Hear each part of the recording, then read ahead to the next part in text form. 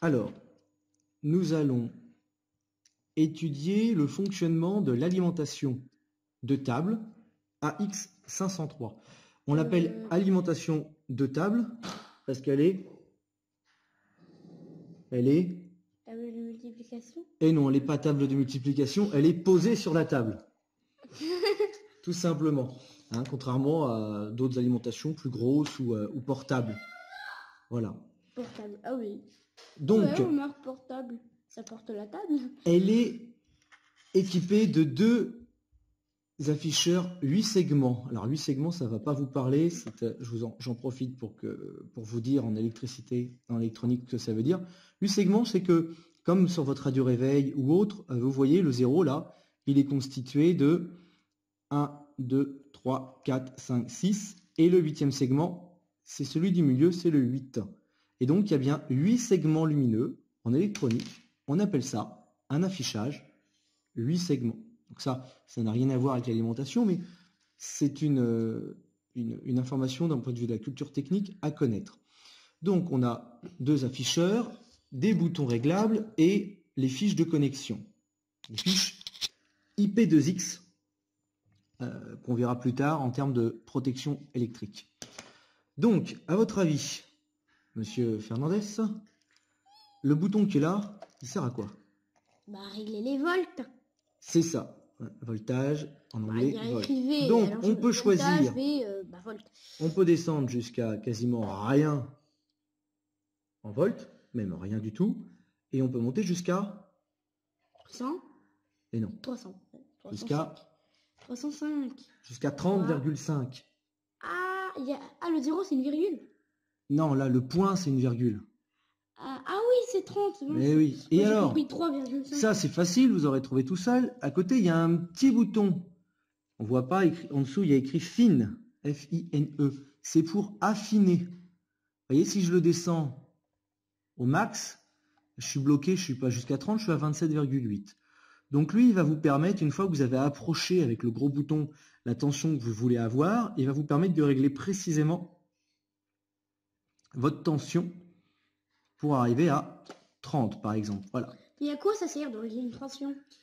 Tu as des cartes électriques ou des réglages ou des appareils, il leur faut précisément telle tension. Et si tu la mets pas correctement à la bonne tension, tu risques d'avoir des valeurs après d'intensité ou de résistance, ça te parle pas très bien pour le moment, qui vont être faussées. Donc nous, on se règle précisément à 30. C'est un exemple 30, mais c'est pour l'intérêt de ce bouton-là. Attends papa, j'ai pas très bien compris. Ça veut dire que avec ça, tu donnes de l'électricité à des appareils qui ont besoin d'électricité. Parce que sinon, tu achètes un ordinateur sans électricité à 204 000 € puis tu achètes ça à 304 000 € juste pour avoir de l'électricité, c'est un petit peu bête, quoi. Mais ça, c'est pas pour alimenter un ordinateur, c'est pour faire des montages, on va brancher des câbles après dessus, etc. C'est pour alimenter des cartes électroniques en tension continue. Et c'est quoi les cartes électroniques? Les cartes électroniques, n'importe quel type de carte, je te montrerai une autre fois. Et là, c'est pas des questions pour la vidéo, c'est vraiment dès que tu me poses. Les cartes électroniques, c'est des petites cartes de montage, ce que tu as fait à l'école avec les LED, etc., les résistances. Ah oui, t'en as une. C'est des cartes électroniques. Voilà, je vois. Donc, attention, normalement, elle est fournie. C'est une alimentation portable de courant continu. Ça fournit que des courants plats, tout droit, comme la pile. Ce n'est pas une alimentation à courant alternatif, on la verra plus tard. En comparaison, la machine pour faire des tensions alternatives, c'est un GBF, un générateur basse fréquence. Alimentation courant continu. On a vu ce bouton-là, on a vu le bouton fine, on a le bouton qui est là, qui va jusqu'à 2,5 A. À ton avis, le A, ça veut dire quoi? Ah, tu sais pas. Je sais pas. Current, c'est le courant. C'est ça. Et donc ici, la valeur qui est là, ça va être l'intensité. I, le courant, généralement c'est I. I pour intensité. Donc on a ici les ampères. A ampères. Il est limité à 2,5 ampères. C'est-à-dire, c'est déjà pas mal, enfin c'est suffisant. Ça dépend pour alimenter quoi. Si c'est pour alimenter une ampoule de plus de 40 watts, ça va être difficile. Donc quand on le tourne là, il se passe rien, tu vois. J'ai beau le tourner, il se passe rien. Et en fait, si je le mets au plus bas, on va avoir un tout petit courant. Et l'appareil va se bloquer dès qu'il va y avoir une demande d'intensité trop élevée. Et si j'augmente à fond, on va pouvoir aller jusqu'à 2,5 ampères. Mais on ne peut le voir que lorsque le montage est déjà réalisé. Donc par sécurité, si on a un appareil dont on sait qu'il ne faut pas qu'il dépasse tant d'ampères, on va d'abord se mettre au plus bas. Et une fois que le branchement sera fait, on va augmenter tout doucement le bouton. La valeur en ampères et l'intensité apparaîtra ici et on s'arrêtera à ce moment-là pour éviter de griller une carte électronique ou ta diode par exemple. C'est quoi une diode? La LED. Ah oui, mes LED, Voilà. c'est plutôt les tiennes. Oui, enfin, tu as vu à l'école. Oui, bon, c'est pas précisé. Voilà, donc ça c'est pour limiter le courant et limiter à 2,5 ampères. C'est pour ça que des fois, vous verrez, on sera bloqué, on sera ici à 2,5, on sera au maximum du courant et de l'intensité, et du coup, on ne pourra pas aller plus haut en tension, puisque P égale U fois I, on va être bloqué à un moment. Si on est à un max de l'intensité, on ne pourra pas être à un max de la tension. Je suis en CM1, P égale I, c'est pas la peine Ouais, de me le faire mais comprendre. non, j'essaierai pas. Mais tu sais, bon. Donc ça, c'est les trois boutons principaux. Vous avez évidemment le bouton marche arrêt. Là, je pense que vous aurez trouvé tout seul. On. On a la même chose de l'autre côté. A été rajoutée une masse. Vous ne rentrerez pas dans le détail de la masse et je ne vous expliquerai pas non plus la fonction tracking. Alors vous allez me dire à quoi sert ce qui est ici. Est-ce que c'est pour cumuler éventuellement les deux tensions, etc. Non. Là, ici, on le verra éventuellement en testant le multimètre. On va pouvoir régler sa tension uniquement entre 2,7 volts et 5,5 volts. En revanche, on pourra monter sur une intensité jusqu'à 5 ampères. Ici, on pourra envoyer plus de courant, mais moins de tension. En utilisant ces deux bornes-là, on est sûr, par exemple, sur des cartes électroniques qui supportent de faibles tensions, de ne jamais les griller parce qu'on ne pourra pas dépasser les 5,5. Donc là, sur des petits montages, on aurait plus intérêt à utiliser ces deux bornes. Le seul inconvénient, c'est que quand on fait les réglages, ils sont manuels, la tension n'apparaît pas sur les écrans. Donc il faut gérer son ajustement.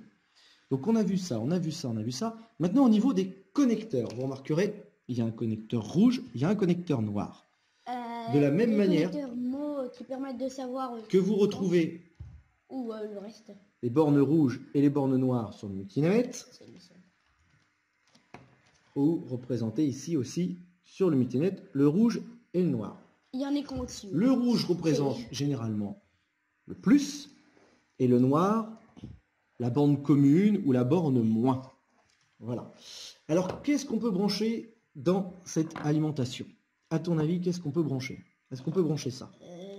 Ça, je n'ai aucune idée, mais je t'ai vu brancher ça, alors je dis que ça se branche. Alors ça, effectivement, ce sont les pointes de test du multimètre, du multimètre portable. Je peux les brancher là directement et je vais pouvoir relever ma tension sur le multimètre. On voit, il affiche 30. Si je baisse, voilà. Donc là, je peux brancher directement des pointes de test. Ok, ça c'est pratique. Ça évite de rajouter des adaptateurs. Mais tout ce qui est écrit là... Qu'est-ce qu'on peut brancher d'autre? Papa, pourquoi ça fait moins... Parce qu'il tourne dans le vide. Là, je l'éteins. Qu'est-ce qu'on peut brancher d'autre? Des connecteurs IP2X. Alors, je vais en prendre un en totalité. Voilà. Il pète des X. En voilà un et je vais prendre un noir de l'autre côté. En voilà deux. Ce sont des connecteurs, vous le verrez, protégés. Le noir dans le noir. Ici, là-dedans. Et pour le moment, c'est formidable.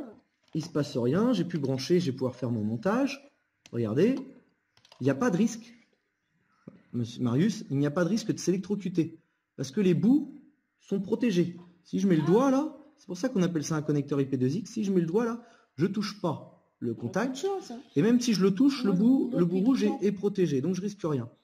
En revanche, ce qu'il ne faut pas faire, c'est les relier tous les deux. Puisque là, je vais provoquer un court-circuit en faisant ça. C'est-à-dire que je vais envoyer l'électricité du plus directement dans le moins. sans qu'il y ait de récepteur en face, là, on a court-circuité l'ensemble. On est bien fait pour péter la machine, quoi. Voilà, et là, on risque effectivement de griller la machine qui est solide, mais j'en ai déjà une qui a cramé. Fragile. Donc, il faut éviter. Donc, on peut brancher ce genre de choses. Ce genre de choses, les connecteurs, ils ont l'avantage aussi de pouvoir se mettre les uns dans les autres. Pour pouvoir agrandir, par exemple, un câble. Là, j'ai 2 câbles différents. Je fais ça et je vais me retrouver du coup avec un très grand câble. Voilà. Où on va pouvoir repiquer l'électricité. Ici, on prend l'électricité là. Et là, on fait une dérivation. Ok. Donc là. Vous risquez de trouver des fois des connecteurs comme ça. Alors là, vous voyez bien, celui-là, il est abîmé. On n'a plus le droit de l'utiliser puisque avec le doigt, il est plus épais 2X. Vous pouvez toucher l'électricité et ça peut vous piquer un petit peu. Alors, piquer ou électrocuter? En termes de danger, alors il y a électrisé et électrocuté. Électrisé, c'est juste quand tu prends un petit coup de jeu électrique. Et électrocuté, c'est quand tu meurs. Donc généralement, quand tu es électrocuté, tu peux plus en parler après. Tu es mort. Tant qu'on est à 30 volts, on risque rien. Ce ne sont pas des tensions qui sont dangereuses pour le corps. Donc, c'est pas très grave, même si vous touchez les embouts, vous pourrez essayer. C'est pas très grave. Ça, c'est des connecteurs IP2X. Vous avez d'autres types de connecteurs. Vous verrez des fois des petits connecteurs comme ça. Alors, à ton avis, est-ce que les petits connecteurs comme ça, on peut les mettre à l'intérieur? Essaye. Essaye. Alors, si je rate, moi j'en ai aucune idée, je sais ce que tu me dis. Hein. Alors là, tu peux pas. Tu peux pas, puis en plus, ceux-là, tu vois. C'est pas là que ça pourrait aller par hasard. Si, je vais te montrer. Et puis là, tu vois, par exemple, il y a un petit problème, c'est que ils sont pas protégés, ceux-là. Ok? Donc, quand tu les mets, l'électricité, il arrive à l'autre bout, comme ça, dans la nature. Donc, il est préférable de d'abord éteindre, faire son branchement, tout mettre, pour pas qu'il y ait de fil qui traîne. Et donc, il y a des petits réducteurs, des adaptateurs. Là, on voit un petit bout, ici. Voilà, vous le voyez. Qu'on enfiche à l'intérieur. Le problème, c'est qu'une fois qu'on les a enfichés, ils sont très pénibles à enlever. Si vous regardez là, pour enlever celui-là, c'est très compliqué. Il faut prendre généralement une pince. Généralement, vous n'êtes pas encore totalement doué avec vos mains, vous me les abîmez. Là, moi, je vais y arriver du premier coup, mais vous, ce sera plus difficile. Donc, quand vous utilisez... Ouais, mais quand tu n'es pas habitué, c'est pas facile. Quand vous utilisez ces petits connecteurs, s'il vous plaît, essayez de ne pas les enfoncer totalement jusqu'au bout. Là, je ne l'ai pas enfoncé jusqu'au bout, de façon à avoir de la place avec la pince pour bien le prendre. Ça, c'est une habitude que vous devez prendre. Sinon, à chaque fois, vous allez chercher une pince pour pouvoir enlever et remettre un truc. Donc, si vous faites ça, tac, tac, tac, là, vous pouvez utiliser des petits connecteurs qu'on pourra utiliser dans d'autres montages. Donc, évidemment, la couleur là n'a pas d'importance, c'est un jaune. Évidemment, si vous faites ça, là, on a un court-circuit. Donc, vous allez voir, je vais le tester, mais vous éviterez de le faire. Je vais même me mettre sur une toute petite tension, et normalement, vous allez voir, l'intensité ici va monter au maximum. Là, je la règle au maximum. Je vais faire ça très vite. Elle ne le fait pas, c'est une bonne chose. Je vais me mettre à 30 volts. On a entendu un pet.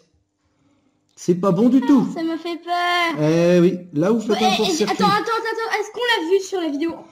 Le pet, je sais pas. Donc, vous évitez. Dans certains cas, vous avez le bouton rouge ici qui se met en limite. C'est que là, il y a quelque chose dans votre branchement qui est pas bon. Là, on a été plus loin, on a été jusqu'à faire un petit pet. Donc, je vais pas le refaire. C'est à éviter. C'est papa qui pète.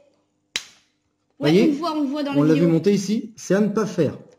Non, par contre, j'ai pas vu monter.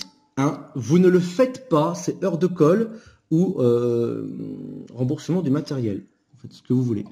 Voilà, on a vu... Non, dis-leur juste remboursement du... On a vu l'ensemble du fonctionnement de l'appareil, donc alimentation à courant continu, réglable, jusqu'à 30 volts et limité à 2,5 ampères. En fait, pourquoi il y a la même chose?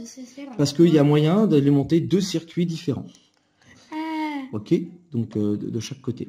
Voilà.